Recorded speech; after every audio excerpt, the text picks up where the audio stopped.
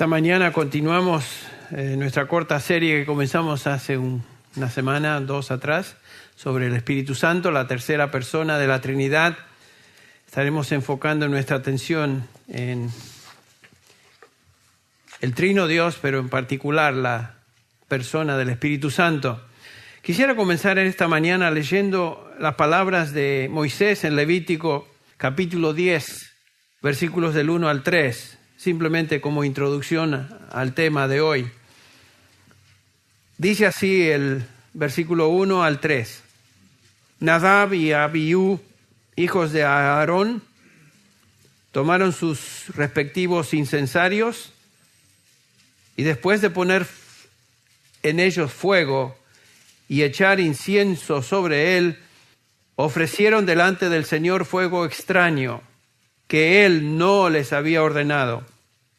Y de la presencia del Señor salió fuego que los consumió y murieron delante del Señor. Entonces Moisés dijo a Aarón: esto es lo que el Señor habló diciendo, y pongan atención a esta frase: como santo seré tratado por los que se acercan a mí, y en presencia de todo el pueblo seré honrado. Pongan atención a eso. Vamos a leerlo otra vez, esta última parte del versículo 3. Como santo seré tratado por los que se acercan a mí, y en presencia de todo el pueblo seré honrado. Dios nos dice que tenemos que tener muchísimo cuidado en cómo nos acercamos a Él y cómo le tratamos. Las personas que no pongan cuidado, no pongan atención a esta advertencia, sin duda sufrirán las consecuencias, como vemos lo que ocurrió acá en el caso de los dos hijos de Aarón. Hace un par de domingos comenzamos nuestro estudio sobre la persona del Espíritu Santo y concluimos que la persona del Espíritu Santo debe ser adorada en la misma manera que cualquier persona de la Trinidad es adorada. Cuando adoramos al Dios Trino, Dios Padre, Dios Hijo, Dios Espíritu Santo. Y sin embargo, observamos la última vez que la persona del Espíritu Santo está siendo maltratada, usando la frase del versículo 3 de Levítico 10, maltratada, abusada, insultada, porque muchos le están atribuyendo al Espíritu Santo palabras y acciones y experiencias que no son de Él. En la Biblia encontramos una muy seria advertencia acerca del peligro de blasfemar al Espíritu Santo, las palabras de Jesús a los fariseos que atribuían sus señales, sus milagros a la obra de Satanás. Pero a pesar de la advertencia, los insultos y maltrato del Espíritu Santo continúan. La Escritura también nos advierte acerca de resistir al Espíritu. Cuidado con eso. Cuidado de entristecer al Espíritu. Cuidado de apagar al Espíritu. Pero no es solo que debemos evitar estos abusos y maltrato contra el Espíritu Santo, como ya mencioné, atribuyéndole cosas, experiencias, eventos, manifestaciones que no son del Espíritu. No debemos solo evitar ciertos errores teológicos, doctrinales acerca del Espíritu Santo, sino que debemos adorar al Espíritu Santo por lo que Él ha hecho en nuestra salvación y por lo que Él genuinamente es. John Owen, uno de los pastores puritanos, en 1657 escribió un artículo que tituló, y esta es la forma en que ellos se expresaban, desenvolviendo la comunión de los santos con el Padre, con el Hijo y con el Espíritu Santo. En este tratado o artículo, el pastor Owen llama a los cristianos a ser conscientes de que nosotros hemos recibido beneficios específicos y particulares de cada una de las personas de la Trinidad. Por esta razón, entonces, debemos responder a cada miembro de la Trinidad en gratitud por esos beneficios, de tal manera que nuestra adoración al Dios Trino no sea simplemente combinada, sino también separada. Tenemos un pasaje en la Escritura que nos ayuda a entender este énfasis que Owen relata o trata en su artículo. Se encuentra en 2 Corintios 13. el último versículo de la epístola de Pablo a los Corintios, 2 Corintios, capítulo 13, versículo 14. Esta es una bendición trinitaria. Noten cómo Pablo termina o culmina su epístola. Dice el versículo 14, 2 Corintios 13, 14. La gracia del Señor Jesucristo, el amor de Dios y la comunión del Espíritu Santo sean con todos vosotros. Esta es una bendición trinitaria, como mencioné, que enfatiza cada persona de la Trinidad y características del ministerio del Padre, del Hijo y del Espíritu Santo a nosotros como creyentes. No es simplemente una fórmula, no es simplemente algo que se dice al terminar un culto.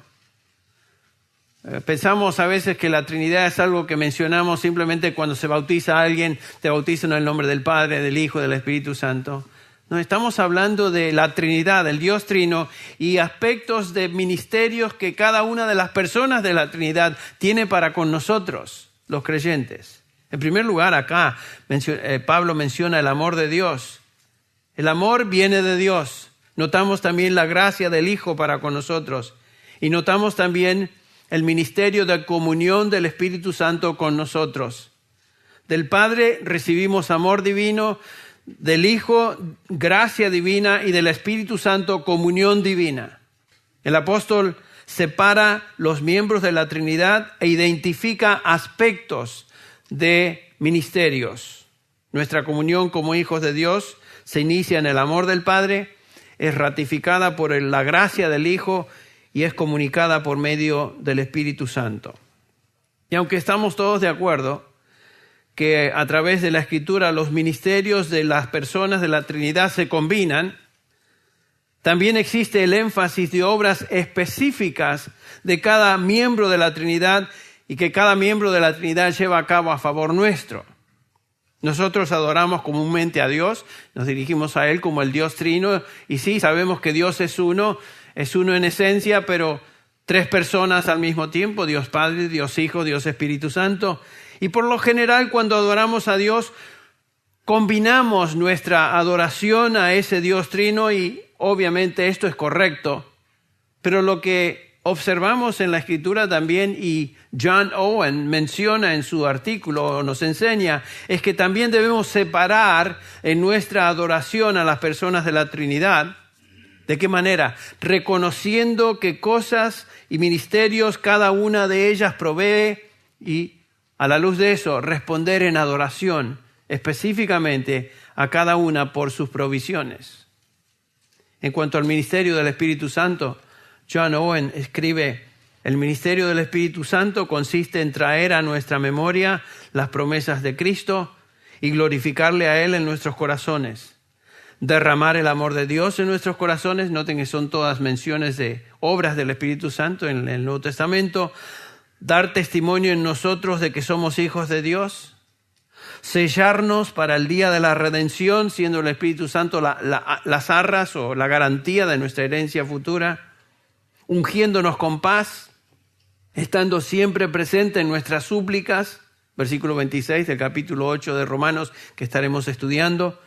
Por tanto, continúa diciendo Owen, no podemos perder la dulzura de cada uno de estos ministerios, siendo ignorantes de quién es su autor, ni tampoco quedándonos cortos en la respuesta que cada una de estas bendiciones requiere de nosotros. El punto es que cada miembro de la Trinidad ha llevado y lleva a cabo ministerios específicos para con nosotros y por lo tanto debe ser adorado, bendecido con una respuesta específica a la obra que cada uno de ellos hace. Debemos identificar a las tres personas de la Trinidad en nuestra meditación, oración y también sumisión. Eso, dice Owen, es comunión completa con Dios. Comunión completa con Dios. Otro de los pastores de la misma época, Thomas Goodwin, escribe: nuestra adoración es a veces con nuestro Padre, luego con el Hijo y luego con el Espíritu Santo. A veces nuestros corazones son atraídos a considerar el amor del Padre al escogernos. A veces somos movidos por el amor de Cristo al redimirnos. Y a veces el amor de nuestros corazones es hacia el Espíritu Santo, quien escudriña lo profundo de Dios y lo revela a nosotros. Goodwin continúa diciendo, el Espíritu todo lo sufre con nosotros. Y continúa, ¿te has puesto a pensar alguna vez y dar gracias al Espíritu porque Él sufre contigo en tu santificación? Gracias, Espíritu Santo.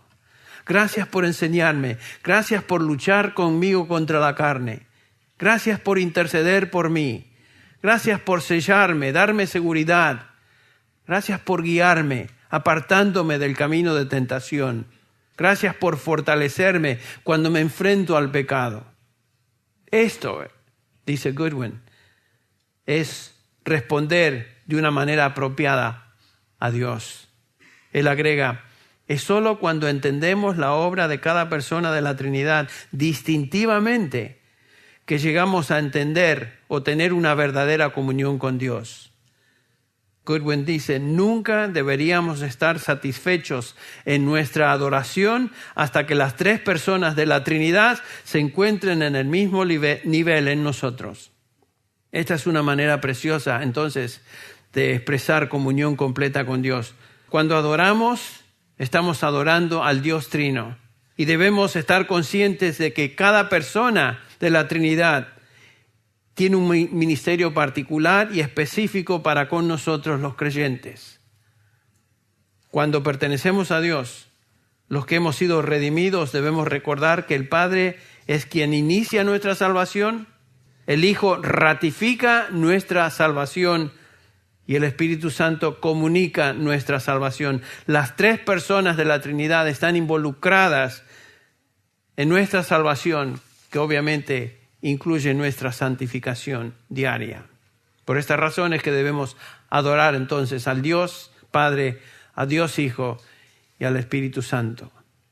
En esta serie que comenzamos hace un par de semanas, nos vamos a enfocar en particular en el Espíritu Santo y la persona del Espíritu Santo y su obra particular y ministerios para con nosotros. Vayan conmigo a Juan, el Evangelio según San Juan, por unos minutos, en el capítulo 16, donde encontramos una de las declaraciones más sorprendentes del Señor Jesús a sus discípulos. Juan 16, y comenzamos a leer en el versículo 7 estas palabras.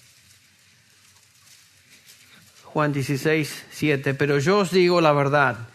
El Señor Jesús siempre dice la verdad. Continúa, os conviene que yo me vaya. Deténganse ahí. Os digo la verdad, dice a los discípulos, os conviene que yo me vaya.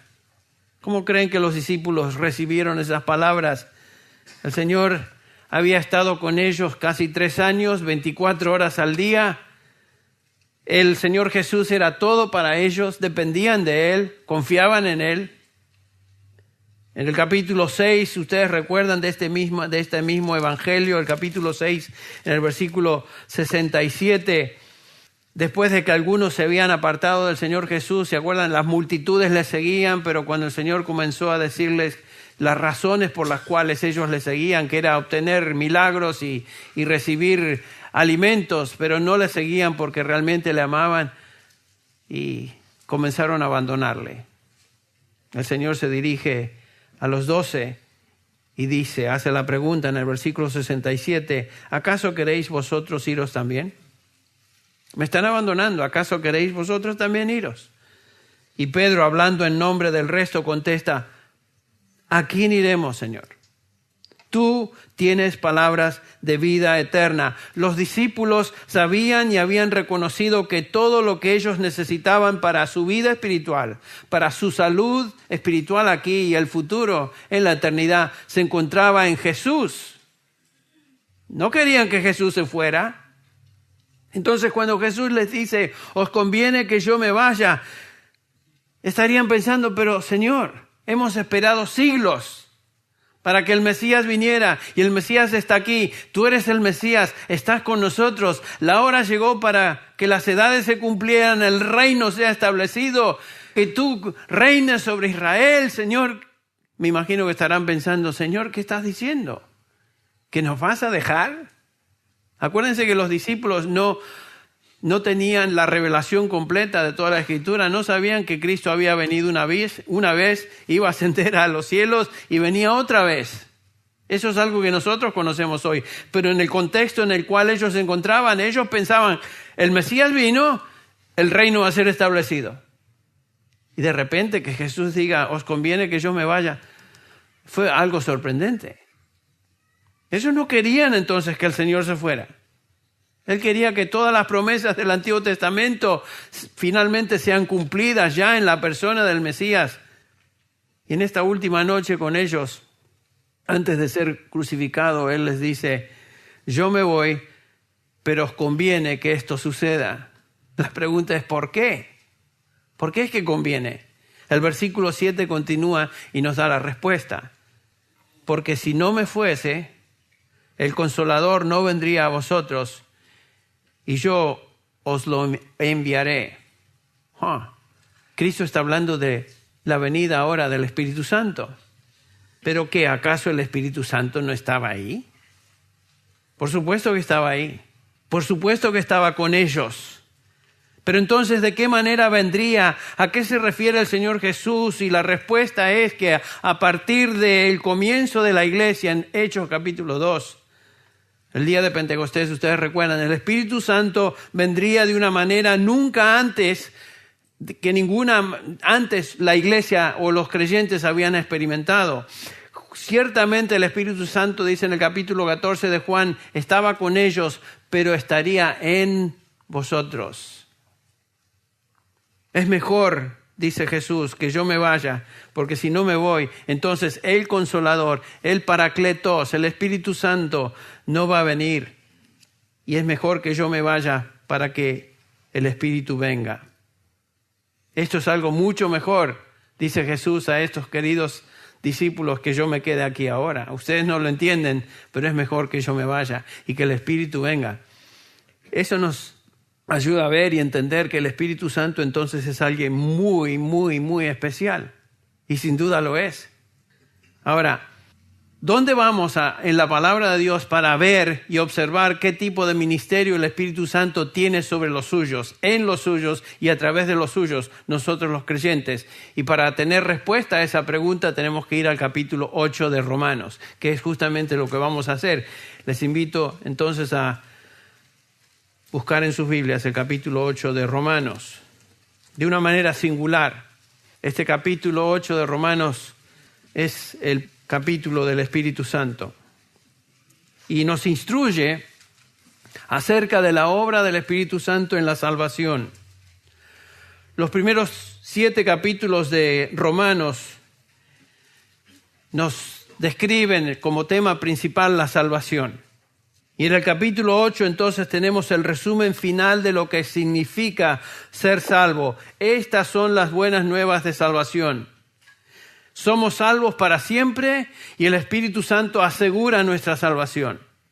Comienza diciendo el capítulo 8, por consiguiente, o por lo tanto, no hay ahora condenación para los que están en Cristo Jesús. ¿Cómo es posible que no haya condenación para pecadores?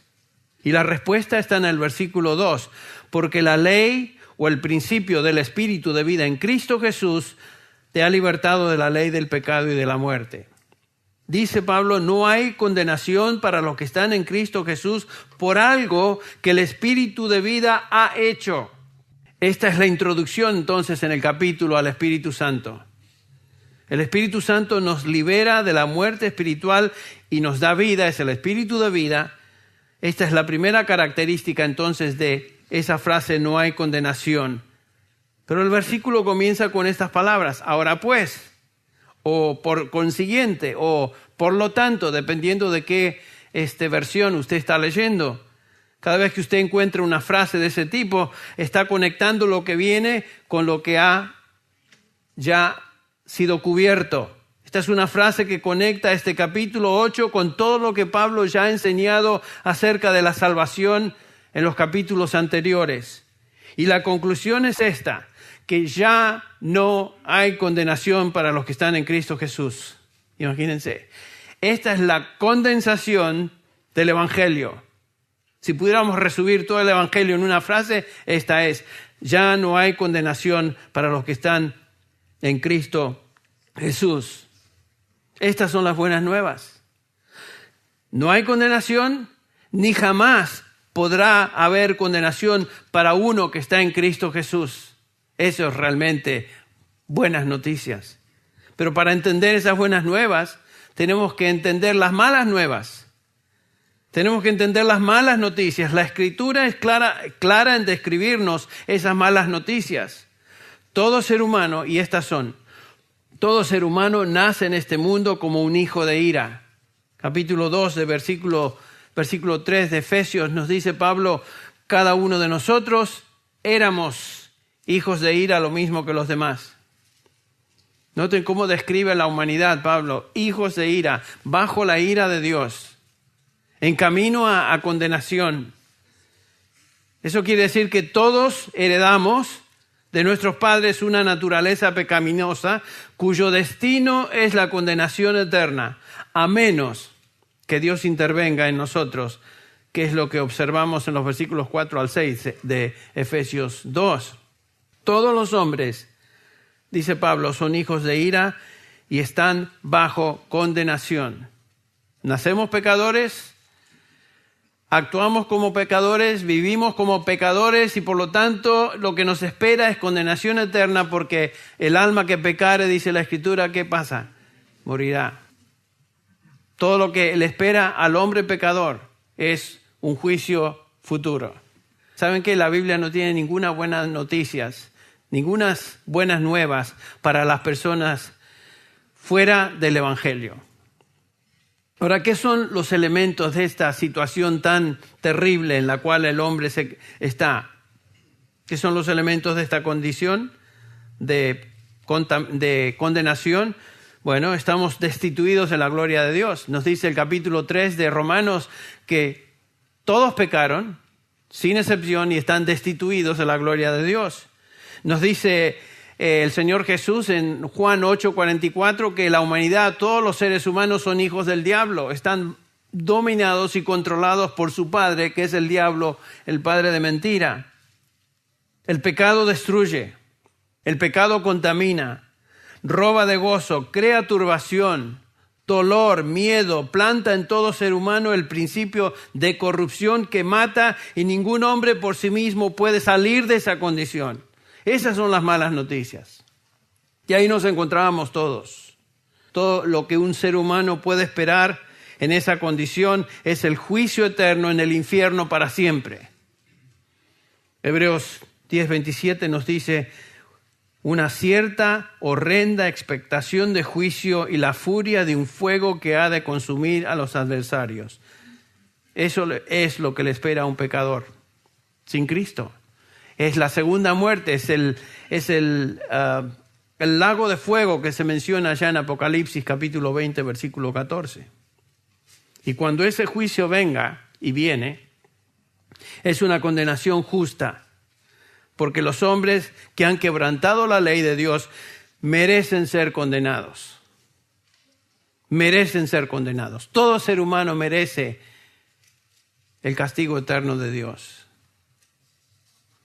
Lo que le espera al pecador es ese futuro en un lago de fuego, separado de Dios para siempre jamás. Y dice Romanos 3, Pablo, que tanto judíos como gentiles, capítulo 3 de Romanos, versículo 19, todos están en esa condición, todos están bajo pecado. Y si ustedes recuerdan cómo continúa diciendo Pablo, describiéndonos el versículo 9, dice: todos están bajo pecado, y a partir del versículo 10 comienza a describir la condición del ser humano en esa condición terrible, como está escrito: no hay justo ni un uno, no hay quien entienda, no hay quien busque a Dios, todos se han desviado, a una se hicieron inútiles, no hay quien haga lo bueno, no hay ni siquiera uno. Y continúa describiendo al ser humano sin Dios. Es una situación desesperante, es una situación imposible, es una tragedia mayúscula. La Biblia es un libro condenador. La Biblia, como ya dije, no ofrece ninguna esperanza al hombre fuera del Evangelio de Jesucristo. Pero notamos que el capítulo 8 de Romanos comienza con una tremenda noticia de esperanza y bendición para aquellos que están en Cristo Jesús. Pablo dice, ahora pues no hay condenación para los que están en Cristo Jesús.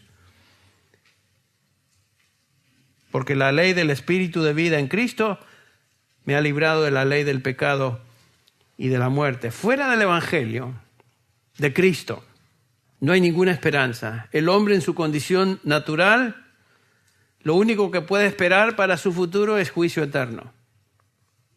Algunos piensan, bueno, pero si yo vivo una vida buena, si yo hago buenas obras, si yo me comporto bien, si yo cumplo la ley escrita en la Escritura, si yo sigo la regla de oro o lo que sea, inventos que la gente usa, si yo me porto bien, si sigo la palabra y vivo de acuerdo a la palabra, sin duda Dios va a tener misericordia de mí.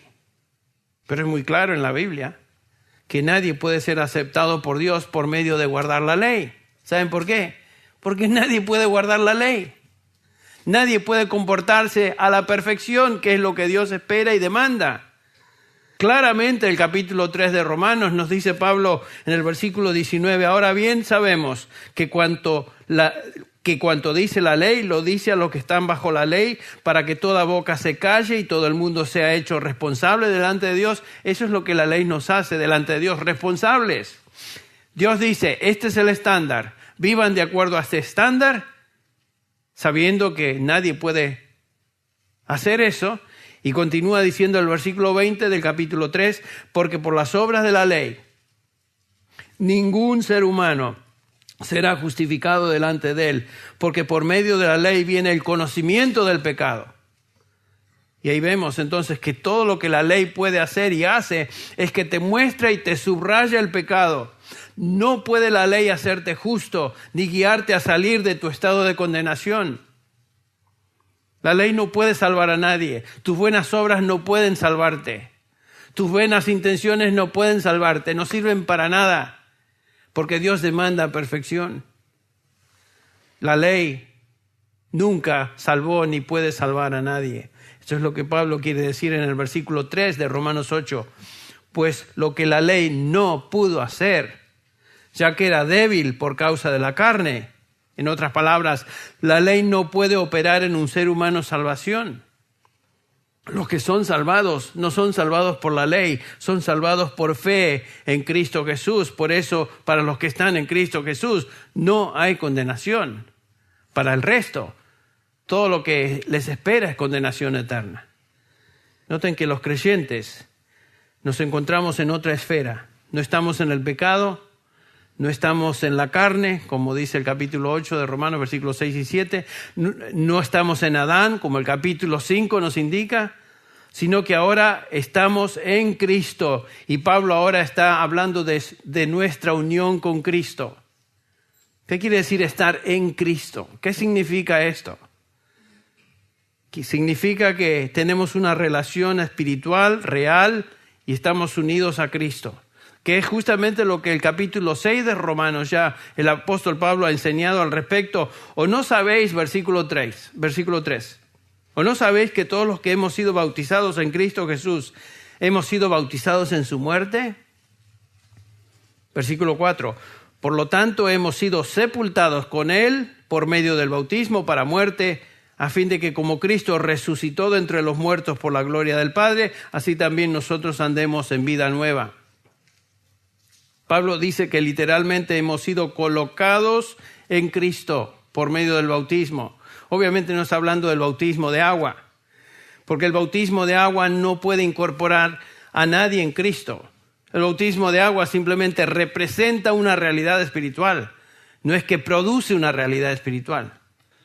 Uno puede entrar un pecador seco y salir pecador mojado, y de la misma manera que como entró y ningún cambio ha sufrido. Porque el bautismo no produce ningún cambio interno. El bautismo simplemente simboliza una realidad, que es justamente lo que el bautismo quiere expresar. Hemos sido incorporados en Cristo Jesús, en su muerte y en su resurrección.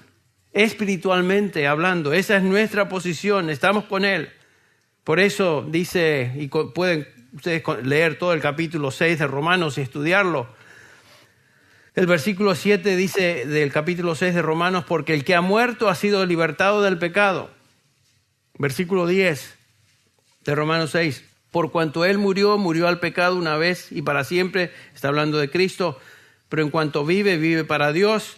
Así también vosotros, dice Pablo a los creyentes, y nos habla a nosotros, vosotros, consideraos, es un término de contabilidad, denlo por sentado, esta es una realidad. Consideraos vosotros muertos al pecado, pero vivos para con Dios en Cristo.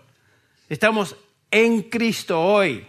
Donde Cristo está, ahí estamos nosotros espiritualmente. ¿Dónde está Cristo hoy? A la diestra del Padre. Cristo murió, fue sepultado, resucitó y Él está hoy en los cielos a la diestra del Padre. Cada uno de nosotros, creyentes, espiritualmente estamos identificados con Él. Donde Cristo está, ahí estamos nosotros. Por eso es que no hay condenación para los que están en Cristo Jesús. Estamos en Él. Con Cristo hemos muerto, con Cristo hemos resucitado, estamos en Cristo y por esta razón no hay ni puede jamás haber condenación. La salvación no es nuestra, no depende de nosotros. Depende de todo lo que Dios ha hecho. Dios Padre, como vimos, Dios Hijo y Dios Espíritu Santo. Él llevó nuestra condenación, pagando por todo lo que nos condenaba. ¿Qué es lo que nos condenaba? Nuestros pecados. Ya no podemos ser condenados, porque Él pagó por nuestros pecados. De esta manera entonces comienza el capítulo 8 y también termina de la misma manera. Dice Pablo, ya no hay condenación para los que están en Cristo Jesús. Y noten cómo termina el capítulo 8 también diciendo, ¿quién? Versículo 35, ¿quién nos separará del amor de Cristo? Y comienza a enumerar posibilidades. Tribulación o angustia, o persecución, o hambre, o desnudez, o peligro, o espada. Bajen al versículo 38 y continúa una lista de posibilidades que podrían separarnos del amor de Dios y de Cristo. Y dice Pablo, por lo cual estoy seguro que ni la muerte, ni la vida, ni ángeles, ni principados, ni potestades, ni lo presente, ni lo porvenir, ni lo alto, ni lo profundo, ni ninguna otra cosa creada nos podrá separar del amor de Dios que es en Cristo Jesús, Señor nuestro. Noten, no hay condenación, no hay separación. Es imposible, es imposible. Todo por estar en Cristo Jesús. Nada ni nadie puede cambiar esa bendita realidad de no condenación para los que están en Cristo Jesús. ¿Quién hizo posible esta realidad? Y todo esto es por el Espíritu Santo. El versículo 2 del capítulo 8 nos dice, porque la ley del Espíritu de vida en Cristo me ha librado de la ley del pecado y de la muerte. Es por el Espíritu Santo. Esta palabra ley aquí no es una referencia a un código, sino es un principio, un poder que domina. Dice Pablo, el poder del Espíritu de vida nos ha librado del poder que nos dominaba antes, el pecado que lleva a muerte. ¿Cómo es que llegamos a estar en Cristo? Literalmente hemos sido colocados en Cristo Jesús por el Espíritu Santo, que nos sacó de nuestra condición de pecado que lleva a la muerte y nos dio vida. Y por esta razón el Espíritu Santo es llamado el Espíritu de vida. Es el Espíritu que da vida en la regeneración. El Espíritu de vida nos ha removido, nos ha quitado de nuestra unión con el pecado y Satanás que produce muerte espiritual y nos ha transferido en la regeneración a una nueva vida, a un nuevo ambiente. Es justamente lo que Pablo enseña en Colosenses 1:13, porque Él nos libró del dominio de las tinieblas y nos trasladó al reino de su amado Hijo, en quien tenemos redención, el perdón de pecados. ¡Qué tremenda realidad! ¡Qué preciosa realidad! Estar en Cristo, unido a Él, espiritual y posicionalmente, librados del poder y condenación del pecado que nos lleva a la muerte y ahora por el Espíritu Santo transferidos al reino de vida espiritual con Cristo. Estamos ahí, esa es nuestra posición. Ya lo he mencionado varias veces, ustedes lo saben. A veces no nos sentimos bien. Espiritualmente o emocionalmente estamos deprimidos o nos sentimos tristes o algo ha pasado y nos ha afectado y de alguna manera pensamos que Dios se ha distanciado, que Dios tal vez no está por ahí, que Dios no nos escucha. ¿Sabes qué, hermano en Cristo? Tú estás en Cristo Jesús. Esa posición, esa realidad, nada ni nadie puede cambiar. Eso nos debe confortar, nos debe dar ánimo. Observen conmigo, vamos por unos minutos a Tito 3, lo que Pablo nos enseña acerca de lo que sucedió en nuestra salvación. Tito 3. Dice Pablo, porque nosotros también en otro tiempo éramos necios. Noten cómo él se incorpora en el grupo, que no es muy halagador que digamos. Noten cómo describe a la gente sin Cristo, cómo nos describe a nosotros antes de Cristo. Dice Pablo, en otro tiempo éramos necios. No nos gusta que nos llamen necios, ¿no? Eso es lo que éramos. Desobedientes, extraviados, esclavos de deleites y placeres diversos. Noten, esclavos de deleites y placeres. El hombre dice, no, yo quiero ser libre, yo quiero hacer lo que a mí me gusta, lo que yo quiero. A mí nadie me limite. ¿Sabes lo que dice la Biblia? Tú no eres libre. Si no conoces a Cristo, tú eres un esclavo del pecado, eres un esclavo de deleites y placeres diversos. Y dice Pablo, vivíamos en malicia y envidia, aborrecibles y odiándonos unos a otros. Qué descripción, ¿eh? No es muy linda que digamos. Y continúa describiendo a todo ser humano en esa condición natural. Pero cuando se manifestó la bondad de Dios, nuestro Salvador, y su amor a la humanidad. Noten esto, todo comienza con la bondad de Dios, con el amor de Dios. ¿Qué sucede entonces cuando la bondad de Dios se manifiesta, su amor se hace manifiesto? Dice Pablo, Él nos salvó. Nos salvó por puro amor, por pura misericordia. ¿Cómo es que nos salvó? ¿Cómo nos rescató de nuestra condición de corrupción y muerte espiritual? Del versículo 5, noten esto, Él nos salvó no por obras de justicia que nosotros hubiéramos hecho, sino conforme a su misericordia. Otra vez, no es en base a las obras, no es en base a guardar la ley, no es en base a ser bueno, no es en base a ayudar a las personas o tratar de vivir una vida digna. Nada de eso. Sino por su misericordia. Y noten lo que sigue. Por medio del lavamiento, de la regeneración y la renovación del Espíritu Santo. El Espíritu de vida. La regeneración por medio del Espíritu de Dios. Dios nos salvó por medio de la obra regeneradora del Espíritu de vida, el Espíritu Santo. ¿Cómo es posible esto? ¿Cómo es que el Espíritu Santo realizó esa obra? Bueno, ustedes recuerdan cuando leímos Juan 16, que Jesús dice en el versículo 8 que cuando el Espíritu venga, convencerá al mundo de pecado, de justicia y de juicio. Noten que la obra de salvación comienza con el Espíritu Santo convenciendo al pecador de su pecado.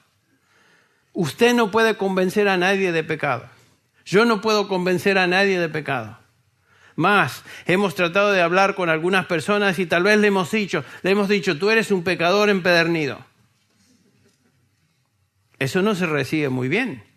Y por más que sea cierto, la persona lo va a rechazar, porque nadie puede convencer a un pecador que es pecador. Solamente el Espíritu Santo de Dios puede convencer a alguien de su pecado. Por eso debemos depender en la obra del Espíritu Santo para la salvación. Entonces comienza así, convenciendo al pecador de pecado. Luego el Espíritu Santo nos trae al Evangelio. El Espíritu Santo, ustedes recuerdan, es el autor de la Escritura. Toda Escritura, dice Pablo, es inspirada por Dios, teufeneustos. La palabra tiene su raíz en neuma, que es espíritu en griego. Pablo dice que toda Escritura es del mismo Espíritu de Dios. Y Pedro agrega esa realidad cuando dice en 2 de Pedro 1:21 que ninguna profecía fue dada jamás por un acto de voluntad humana, sino que hombres inspirados por el Espíritu Santo, movidos por el Espíritu Santo, hablaron de parte de Dios. Entonces noten la progresión. Primero el Espíritu Santo convence al pecador de pecado. El Espíritu Santo, quien es el autor del Evangelio revelado en la Escritura, trae ahora el Evangelio y por medio de esa palabra del Evangelio de Cristo nacemos de nuevo, como Santiago nos dice, Santiago 1:18. En el ejercicio de su voluntad, Él nos hizo nacer por la palabra de verdad. Y es justamente lo que Pedro también afirma en su primera epístola, capítulo 1, versículo 23. Pues habéis nacido de nuevo, no de una simiente corruptible, sino de una que es incorruptible, es decir, mediante la palabra de Dios que vive y permanece. Noten esto, increíble. Esa obra transformadora del Espíritu Santo la lleva a cabo primero convenciendo al pecador de su pecado, nos trae al Evangelio en la Escritura, nos regenera, abre nuestro entendimiento en respuesta y creemos el Evangelio, nos volvemos de nuestro pecado y todo eso es obra del Espíritu Santo en nosotros. ¡Qué preciosa realidad! ¿Cómo entonces no vamos a adorar y dar gracias al Espíritu Santo por su obra en nuestra vida? ¿Te has detenido alguna vez a meditar en estas verdades? Y dar gracias al Espíritu Santo por lo que Él está haciendo en tu vida, ha hecho en tu vida. Ha traído el Evangelio, ha inspirado a los autores bíblicos, nos ha convencido de nuestro pecado, nos ha movido a fe en el Evangelio, creer la palabra, nos ha sacado de esa condición de pecado en la que estábamos, nos ha redimido, nos ha dado el perdón de pecados y ahora nos encontramos en esta nueva posición donde no hay condenación para los que estamos en Cristo Jesús. Todo eso es la obra del Espíritu Santo. Increíble, preciosa realidad. Todo es obra del Espíritu de Dios. Ahora, ¿cómo es que el Espíritu pudo hacer todo esto?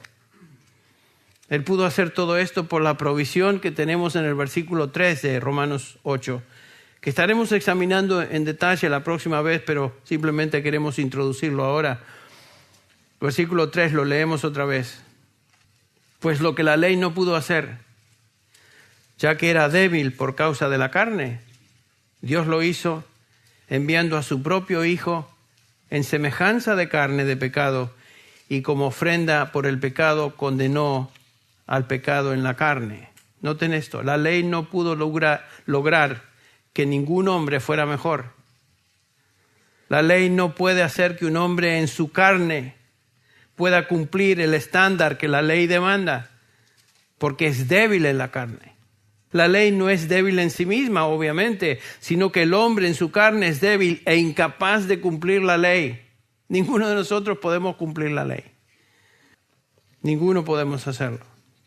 Ustedes recuerdan las palabras de Pablo en Gálatas 3:10, porque todos los que son de las obras de la ley están bajo la maldición, pues escrito está, maldito todo el que no permanece en las cosas escritas en el libro de la ley para hacerlas. No tenés, es una maldición de Dios. Si tú no puedes cumplir las obras de la ley, estás bajo maldición. ¿Tú quieres vivir bajo la ley? ¿Quieres ser acepto delante de Dios por buenas obras o cumpliendo las obras de la ley? Estás bajo maldición. ¿Sabes por qué? Porque nadie puede cumplir al pie de la letra lo que Dios demanda. Es imposible. Está condenado por la ley. Santiago 2:10 agrega, porque cualquiera que guarde toda la ley, pero tropieza en un punto, se ha hecho culpable de todos. Imagínate eso. Si tú eres o pretendes, pero te lo pido, yo cumplo la ley, lo cual es imposible, es una mentira. Pero suponiendo que tú pudieras cumplir la ley, pero erras y no cumples un punto de la ley, ¿qué pasa? Estás frito. Estás frito porque quiere decir que ahora eres culpable de toda la ley por haber roto solamente un mandamiento de la ley. Por supuesto, es una hipérbole, es una exageración. Es imposible cumplir la ley. La ley solo nos condena. Pero Dios, dice el pasaje, hizo lo que la ley no pudo hacer. Dios lo hizo por medio de su Espíritu y lo hizo por medio del sacrificio de Cristo, enviando a su Hijo en semejanza de carne de pecado, dice, como ofrenda por el pecado, y así condenó al pecado en la carne. Noten esa frase. ¿Qué puede hacer la ley? La ley solo puede condenar al pecador. La cruz, en contraste, el sacrificio de Cristo, en contraste, condena al pecado. ¿Ven esa gran diferencia? La ley no puede condenar al pecado, solo la cruz, el sacrificio de Cristo en la cruz condenó el pecado. La ley sentencia el pecador a muerte. La cruz sentencia el pecado a muerte. El pecado ya no es nuestro amo, ya no es nuestro controlador. Porque el pecado, dice Pablo, no tendrá dominio sobre vosotros, pues no estáis bajo la ley, sino bajo la gracia, es lo que dice en Romanos 6:14. El pecado ya no es el poder dominante en nuestras vidas. La paga del pecado, que es muerte eterna, ha sido pagada. El poder del pecado en nuestra vida ya no es el poder dominante en nuestra vida porque hemos sido librados de ese poder por la obra de Cristo y el Espíritu Santo que ahora reside en nosotros. El pecado ya no es lo que nos domina, no puede condenarnos a muerte. La cruz condenó el pecado. ¿Cómo sucedió esto? En la cruz Jesús pagó la pena máxima del pecado. Con su muerte Jesús pagó completamente la deuda y condena del pecado, el requisito que Dios mismo estableció como la paga del pecado. ¿Qué es qué? La paga del pecado es muerte. Cristo sufrió esa muerte como sustituto del pecador, de aquellos que Él vino a redimir. Fue cumplido ese sacrificio de Cristo, cumplió en su totalidad la paga máxima del pecado. Cuando Cristo murió en la cruz por nuestros pecados, el Señor Jesús pagó en esa cruz por todos nuestros pecados. Por eso Jesús, antes de expirar, pudo decir las palabras, consumado es. La obra de redención es completa. No hay nada que agregar, no hay nada que quitar. Y Jesús dice, consumado es. Cumplí, Padre, la tarea que tú me mandaste a hacer. Y ahora nadie tiene que tratar de ganarse la salvación por obras, porque el que ganó la salvación fue Cristo Jesús en la cruz a favor nuestro. Él pagó por todos nuestros pecados. Todos nuestros pecados.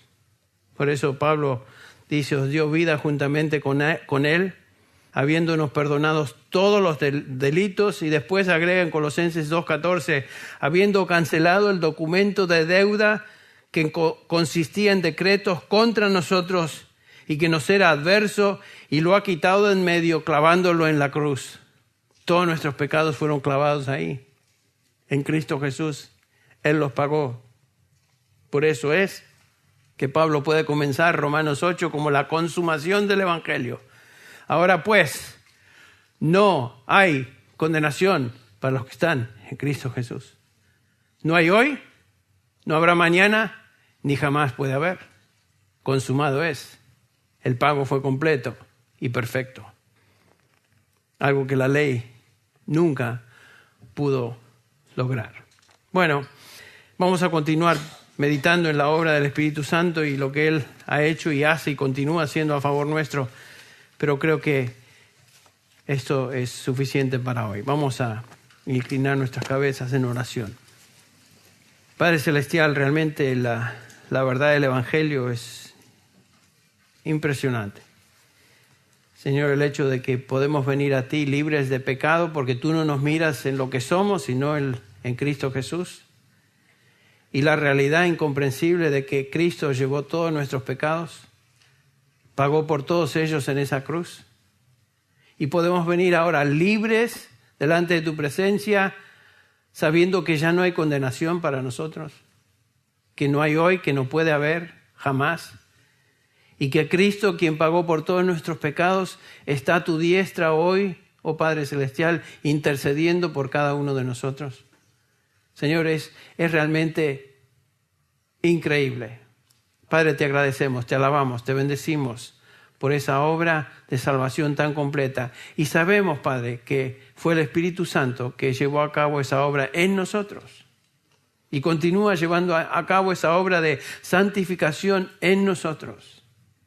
Oh Padre, te alabamos por lo que eres, Dios Trino, Dios Padre, Dios Hijo, Dios Espíritu Santo. Señor, ayúdanos a alabarte y adorarte en la manera digna tuya como un Dios uno y sin embargo Dios Padre, Dios Hijo y Dios Espíritu Santo. Te alabamos.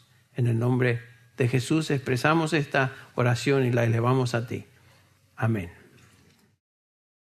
Este mensaje, predicado originalmente en inglés por el pastor John MacArthur, fue adaptado y predicado en la congregación hispana de Grace Community Church por el pastor Henry Tolopilo.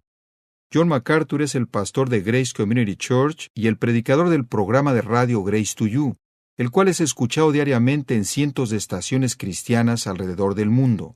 Para ordenar copias de este mensaje o para recibir un catálogo de materiales disponible en inglés o español, llámenos gratuitamente del interior de los Estados Unidos a cualquier hora del día o de la noche. Nuestro número telefónico es 1-800-55-GRACE, 1-800-554-7223. Si usted llama de cualquier país fuera de los Estados Unidos. Esta mañana continuamos nuestra corta serie que comenzamos hace una semana, 2 atrás, sobre el Espíritu Santo, la tercera persona de la Trinidad. Estaremos enfocando nuestra atención en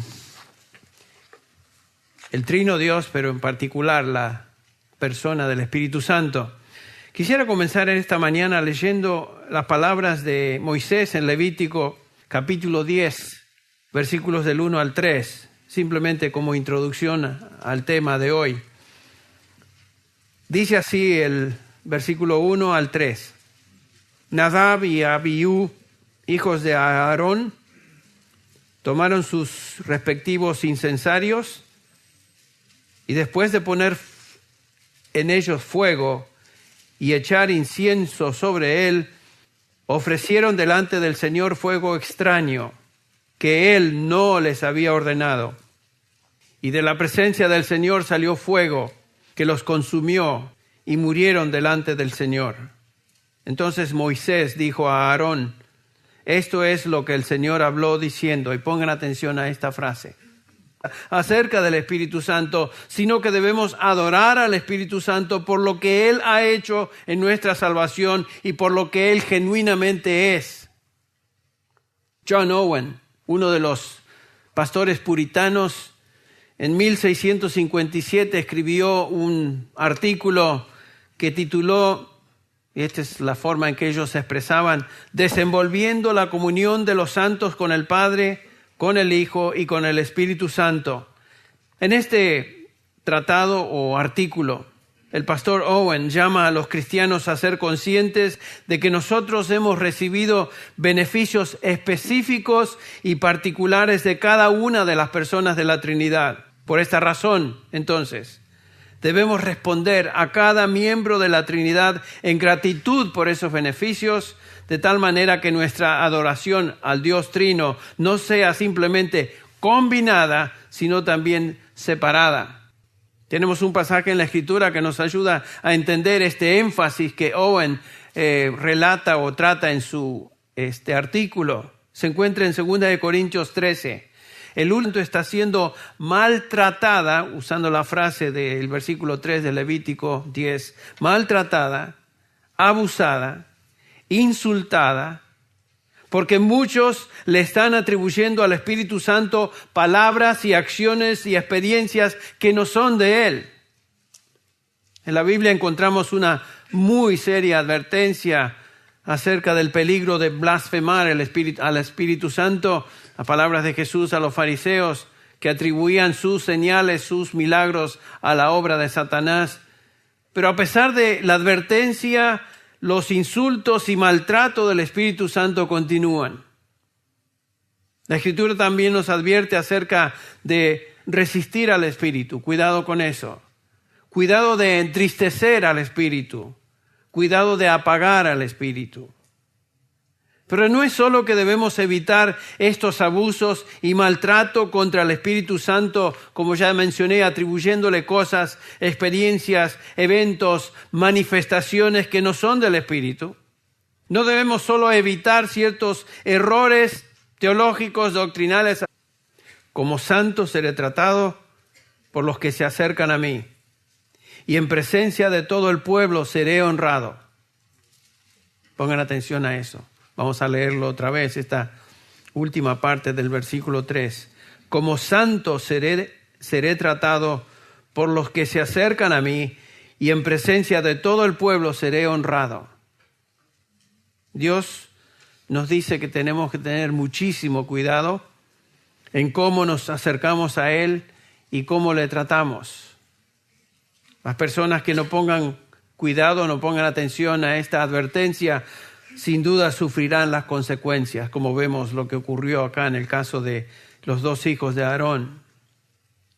Hace un par de domingos comenzamos nuestro estudio sobre la persona del Espíritu Santo y concluimos que la persona del Espíritu Santo debe ser adorada en la misma manera que cualquier persona de la Trinidad es adorada. Cuando adoramos, adoramos al Dios Trino, Dios Padre, Dios Hijo, Dios Espíritu Santo. Y sin embargo, observamos la última vez que la persona del Espíritu Santo, último versículo de la epístola de Pablo a los Corintios, 2 Corintios, capítulo 13, versículo 14. Esta es una bendición trinitaria. Noten cómo Pablo termina o culmina su epístola. Dice el versículo 14, 2 Corintios 13, 14. La gracia del Señor Jesucristo, el amor de Dios y la comunión del Espíritu Santo sean con todos vosotros. Esta es una bendición trinitaria, como mencioné, que enfatiza cada persona de la Trinidad y características del ministerio del Padre, del Hijo y del Espíritu Santo a nosotros como creyentes. No es simplemente una fórmula, no es simplemente algo que se dice al terminar un culto. Pensamos a veces que la Trinidad es algo que mencionamos simplemente cuando se bautiza a alguien, te bautizan en el nombre del Padre, del Hijo y del Espíritu Santo. No, estamos hablando de la Trinidad, del Dios Trino y aspectos de ministerios que cada una de las personas de la Trinidad tiene para con nosotros, los creyentes.